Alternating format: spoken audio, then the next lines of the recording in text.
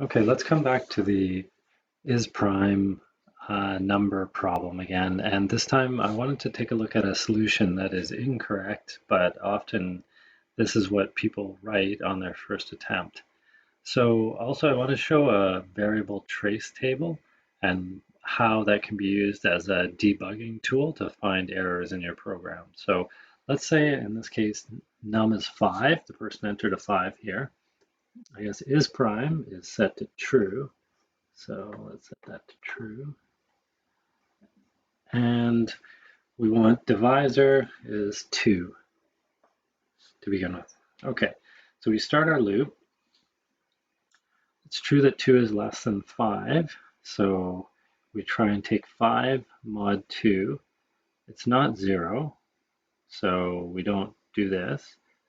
So we set is prime to true again. And I forgot to add in divisor plus plus. Okay, so I'm going to increment, that looks like a terrible bracket, increment my divisor by 1, so we'll go to 3. 3 is still less than 5, right? So then we say, oh, is 5 evenly divisible by 3? No, that's not true, so it skips to here and says is prime is true again. And then it goes to plus plus divisor, which makes it 4.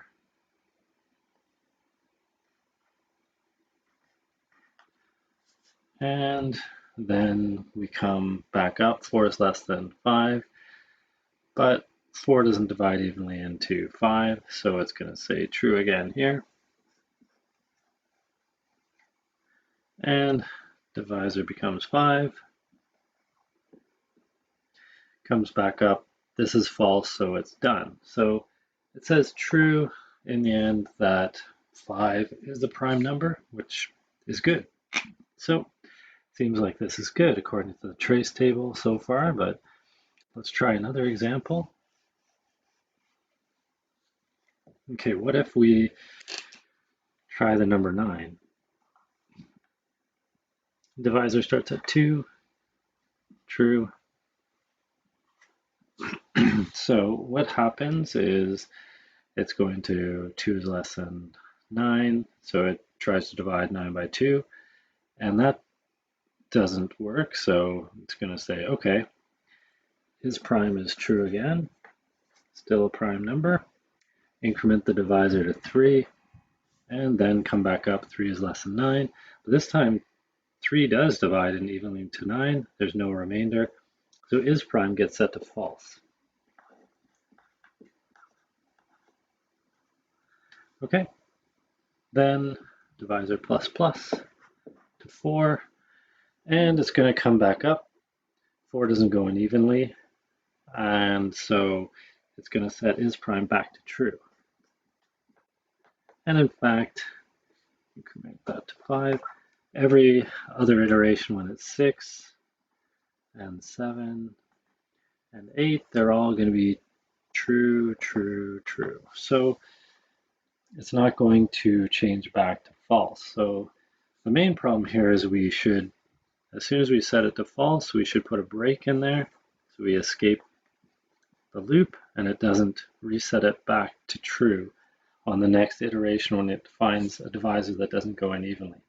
And in the end, this will only give us the last result when the number is divided by the biggest divisor in the loop.